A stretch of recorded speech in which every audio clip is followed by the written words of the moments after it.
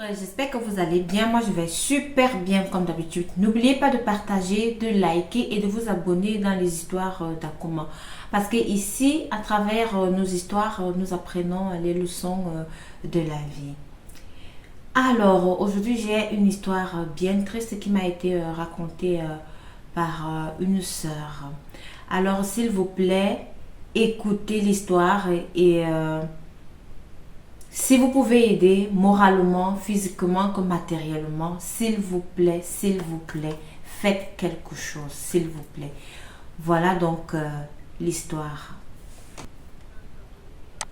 Voilà, c'est l'histoire de ma grande sœur qui a décidé de faire pour métier dans la vie la prostitution. Et dans son métier, elle a eu la grâce de faire des enfants. Elle a eu un premier-né un garçon, puis un deuxième-né une fille. Ce qui fait que sa fille aujourd'hui doit avoir l'âge de 17 ou 18 ans. Je n'ai pas la certitude exacte. Mais ce qui est vrai, c'est que déjà sa fille au départ avait été violée 2 fois, à l'âge de 2 ans et à l'âge de 4 ans, par les copains de sa maman. Sa maman a banalisé, je ne sais pas comment elle a géré ça. C'était passé, on a pu résoudre le problème. L'enfant était déjà victime des infections et autres. C'est comme ça qu'on a pu gérer ça. L'enfant a donc grandi. Dès qu'elle a pu avoir ses menstrues et un peu les seins, sa mère l'a pris pour collègue dans la rue pour faire la prostitution. C'est comme ça que la petite devenait comment dirais-je, la banque de sa mère. Donc elle se prostitue, elle vient, elle donne l'argent à sa mère et c'est sa mère qui lui donne 100 francs le lendemain comme argent de beignet. Et les jours où elle se comporte mal, sa mère ne lui donne même rien comme argent de beignet. Donc c'est comme ça que la petite travaillait dans la rue là-bas. La petite, même l'année dernière, en 2022, elle a failli perdre sa vie parce qu'elle a été agressée, poignardée des 2 jambes. Bon, pas près de la vie, mais perdre ses jambes, je voulais dire. Elle a failli perdre ses 2 jambes. On s'est débrouillé, on a trouvé l'argent, on a soigné l'enfant. L'enfant s'est remise sur pied. Toujours dans le métier de la rue, la fille tombe enceinte. Mais sauf que là, elle tombe enceinte d'un gars qui est plus ou moins responsable. Quand elle tombe enceinte, le gars lui dit, ok, viens vivre chez moi. Je vais m'occuper de toi à mon niveau. Je n'ai pas d'emploi, mais je me bats quand même dans les ports pour porter les marchandises et autres. Maintenant, la fille installée avec son gars, sa mère voyant que la fille installée avec son gars, elle prend tous les 3 derniers nés, tous ses enfants, donc les petits frères de la fille, sa maman va les déposer là-bas chez son gars. Ils vivent donc la fille, le gars et ses 3 petits frères, donc un garçon et 2 filles. Quelque temps après, c'est la mère qui va venir maintenant aussi s'installer dans la petite maison que le gars a trouvée avec sa fille. Entre-temps, quand elle sort faire ses conneries, elle boit, elle rentre, elle dort nue au salon. C'est son beau-fils, donc le copain à sa fille, qui vient la couvrir. Elle est arrivée à un stade tellement qu'elle n'a même plus de dignité. Parfois, si elle a des rapports sexuels à faire, c'est devant ses petits-enfants. Elle arrive dans la maison de sa fille. Les draps que sa fille, étant enceinte, a prévu pour aller accoucher avec, c'est ça qu'elle amène les hommes dans la maison de sa fille pour coucher sur les draps que l'enfant a commencé à préparer sa layette. Et la cerise sur le gâteau, c'est que la fille, donc, étant enceinte, son gars va se renseigner dans un hôpital de Douala. On lui dit combien coûtent les visites du début jusqu'à la fin. Le gars se bat, il trouve l'argent. Il donne à sa belle-mère que comme elle a l'expérience, elle va souvent accompagner sa fille à l'hôpital. La femme s'est assise sur l'argent. Donc sa fille, du début de la grossesse jusqu'à la fin, n'a fait 0 visite.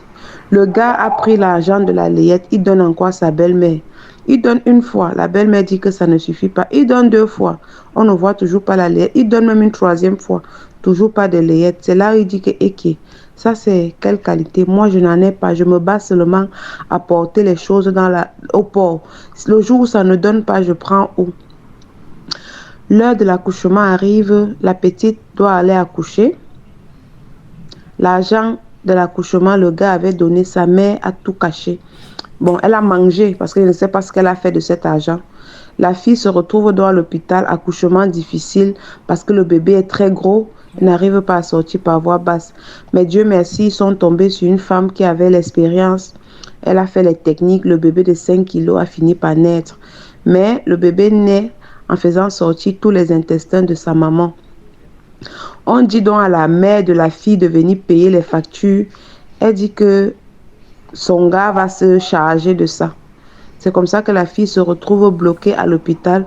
Le gars aussi coincé parce qu'il n'a plus de job à faire. Ils sont en train de traîner dans les hôpitaux. C'est les voisines maintenant qui nourrissent la fille qui vient d'accoucher.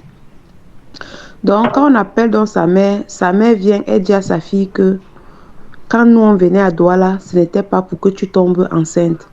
Maintenant que tu es tombée enceinte et que tu as accouché, abandonne l'enfant à l'hôpital. Abandonne l'enfant à l'hôpital et nous on part. C'est là où sa fille lui a dit qu'elle ne pouvait pas faire ça. Elle a donc dit à sa fille que comme toi tu ne peux pas faire ça, tu choisis ton enfant à moi. Moi je t'abandonne. Je maudis ton enfant. Et elle a traité la fille de son enfant de masque. Et c'est comme ça qu'elle s'en est allée. C'est comme ça qu'elle s'en est allée. Elle n'est plus jamais revenue voir sa fille. Sa fille était dans les hôpitaux. C'est comme ça qu'on nous a contactés. J'ai mobilisé le peu de personnes que je pouvais mobiliser. On a cotisé l'argent on pouvait cotiser. On a fait sortir la fille de l'hôpital. Maintenant, elle est abritée dans une petite chambre, je vais dire d'auberge, en attendant qu'on trouve un endroit où louer pour qu'elle aille s'installer avec son gars. Parce qu'entre-temps aussi, la mère de la fille est partie chez le gars en son absence, casser la maison du gars, prendre les choses, aller vendre. Prendre les choses, aller vendre, causer tout un scandale dans le quartier du gars au point où le bailleur a dit que il ne veut pas savoir ce qui se passe, mais que tout se dégage. Ça veut dire que le gars, la fille, le bébé et la mère et les petits frères de la fille sont tous dans la rue. Donc voilà la petite histoire. Si aussi tu peux dans ton canal demander des conseils, comment procéder pour sauver ces enfants dans la ville de Douala, parce que leur maman les expose déjà. Les enfants ont respectivement 3 et 4 ans. Ils vivent déjà la sexualité en live. Si tu peux demander conseil de comment on peut traiter cette situation dans la ville de Douala, que les gens t'écrivent en eBay pour te dire ce que tu as lieu de faire, quelle autorité contacter, quelle est la procédure à entamer. Donc voilà un peu. Mes amis, mes abonnés, voilà l'histoire que vous avez donc suivie. La sœur actuellement, elle demande de l'aide pour la petite fille. Elle a besoin d'aide. Elle est là dehors avec ses 2 petits frères, avec son nouveau-né et puis avec son gars qui se bat. Ce gars s'est battu pour pouvoir faire la laide de sa petite malgré tout ce qui s'est passé. Le gars portait les sacs au port pour pouvoir ne serait-ce qu'avoir l'argent pour faire la laide. Il a eu cet argent, il s'est battu. Il a remis ça à la maman de la fille pour faire la layette et tout ce qui concerne l'accouchement. La maman a mangé, comme vous venez de suivre l'histoire. Elle a tout dilapidé, elle a dilapidé tout l'argent. Les voilà qui sont dehors. La petite a besoin de vous. La petite a besoin d'aide physique, matérielle, financière. S'il vous plaît, contactez le numéro ci-dessous pour pouvoir aider la petite. Pour ceux qui veulent aller voir la petite directement, elle est à Douala. S'il vous plaît, aidez cette petite fille, aidez ces enfants qui sont sans soutien, qui ne savent pas où aller, qui ne savent même pas à quel sens se vouer. C'est tellement triste cette histoire. C'est pour ça que je fais appel à vous. Parce que je vous dis tout le temps, ici nous racontons les histoires pour pouvoir tirer les morales dessus. Voilà encore une histoire. Ça, c'est une histoire réelle. Ce ne sont pas des histoires Comme je vous dis tout le temps ici, je raconte des histoires qui sont vraies, des histoires qui sont réelles. Et voilà une autre. Elle est en live. S'il vous plaît, faites quelque chose pour ces enfants qui sont abandonnés à eux-mêmes. Si vous connaissez comment la procédure se passe pour pouvoir être en contact avec les services sociaux, faites-le. Si vous voulez aider financièrement, s'il vous plaît, prenez contact, prenez ce numéro et prenez contact pour pouvoir entrer en contact avec la petite fille. Cette histoire, elle est tellement triste, elle me fait tellement mal. Faites attention à vous. Et vous aussi les mamans, tu ne peux pas faire ton enfant pour l'envoyer dehors, aller travailler de l'argent pour toi. Parce que ce mot-là, je ne veux pas le prononcer. Ça ne se fait pas. Mais ton enfant, elle vient d'avoir aussi un enfant. Ça veut dire un enfant qui fait l'enfant.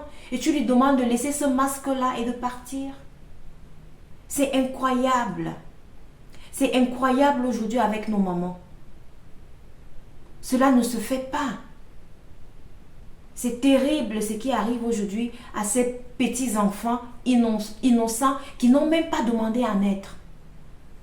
Voilà une femme qui vit sa vie, elle s'en fout de tout. Elle a gâché la vie de ses enfants.